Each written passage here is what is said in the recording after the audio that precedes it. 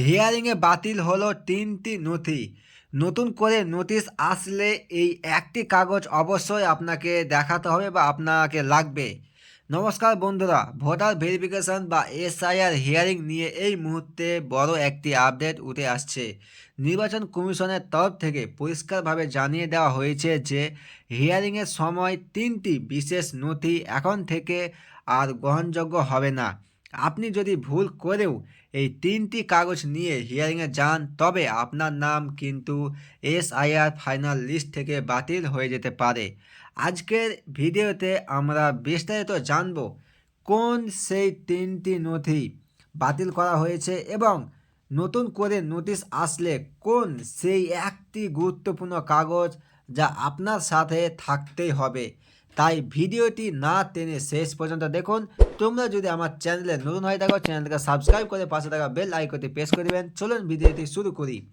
তো দেখুন যে বাতিল হওয়া ৩টি নথির তালিকা কি। অনেকেই হিয়ারিংয়ের জন্য প্রস্তুতি নিচ্ছেন, কিন্তু জেনে রাখা ভালো যে সব নথি এখন আর কাজ করবে না। কমিশনের নির্দেশিকা অনুযায়ী বাতিল হওয়া ৩টি নথি হলো, তো দেখুন, এক হচ্ছে মাধ্যমিকের অ্যাডমিট কার্ড।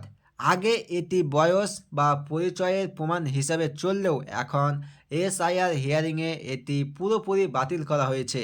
২ হচ্ছে বাসস্থান শংসাপত্র বা ডমিসাইল সার্টিফিকেট। নাগরিকত্বের প্রমাণ বা বাসস্থানের প্রমাণ হিসেবে এই সার্টিফিকেটও আর গ্রহণ করা হচ্ছে না।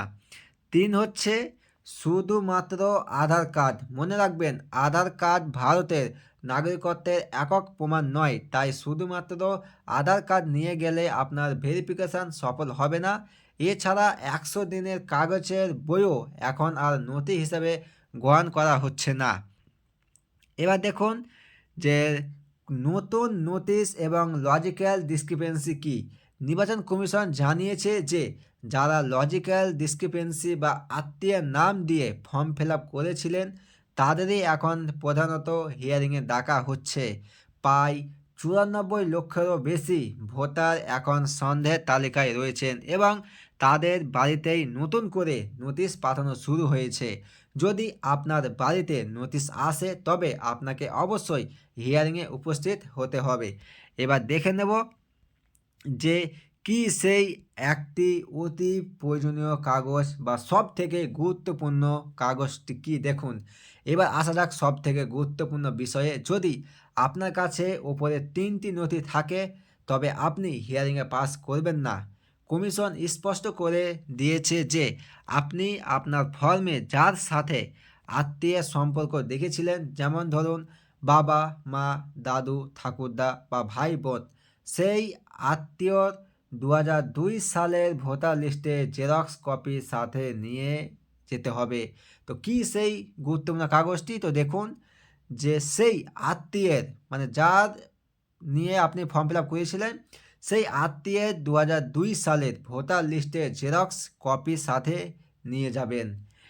এই একটি নথি কাগজ ছাড়া এসআইআরের ফাইনাল লিস্টে আপনার নাম ওঠা প্রায় অসম্ভব। তাই হিয়ারিংয়ে যাওয়ার আগে নিশ্চিত করুন যে আপনার ওই নির্দিষ্ট আত্মীয়ের ২০০২ সালের তথ্য বা ভোটার লিস্টে অংশটি আপনার কাছে আছে। এবার দেখুন যে সাপোর্টিং ডকুমেন্ট বা অন্যান্য প্রয়োজনীয় কাগজ কি। তবে এর সাথে আরও কিছু সাপোর্টিং ডকুমেন্ট আপনি রাখতে পারেন যা আপনার ভেরিফিকেশনকে আরও মজবুত করবে। তো দেখুন কি সেই বাকি ডকুমেন্টসগুলো। এক হচ্ছে আপনার জন্ম সার্টিফিকেট থাকলে অবশ্যই সাথে নেবেন। ২ হচ্ছে ড্রাইভিং লাইসেন্স বা রেশন কার্ড থাকলে সেগুলোও সাথে রাখতে পারেন। ৩ হচ্ছে লজিক্যাল ডিসক্রিপেন্সির ক্ষেত্রে আধার কার্ড সাথে রাখা এখন বাধ্যতামূলক করা হয়েছে, তবে তা অন্য নথির সাথে সাপোর্টিং হিসেবে কাজ করবে। এবার দেখুন যে ইতিমধ্যে ভুল নথি জমা দিলে করণীয় কি। আপনি ধরুন ভুল করে নথি জমা দিয়ে দিয়েছেন ভুল করে, তাহলে এর করণীয় কি। তো দেখুন আপনার কি ইতিমধ্যে হিয়ারিং হয়ে গেছে এবং আপনি কি সেখানে মাধ্যমিকের অ্যাডমিট কার্ড বা ডমিসাইল সার্টিফিকেট জমা দিয়েছেন, চিন্তার কিছু নেই। আপনি দ্রুত আপনার এলাকার বিএলওর সাথে যোগাযোগ করুন এবং অন্য কোনো বৈধ নথি জমা দেওয়ার অনুরোধ জানান। সঠিক নথি পুনরায় জমা দিলে আপনার নাম বাতিল হওয়ার সম্ভাবনা থাকবে না। তো আশা করি আজকের ভিডিওটি আপনাদের অনেক উপকারে আসবে। ভোটার লিস্টে নিজের নাম নিশ্চিত করতে এই তথ্যগুলো মাথায় রাখুন। ভিডিওটি ভালো লাগলে লাইক করুন এবং বন্ধুদের সাথে শেয়ার করে তাদেরকেও সতর্ক করে দিন।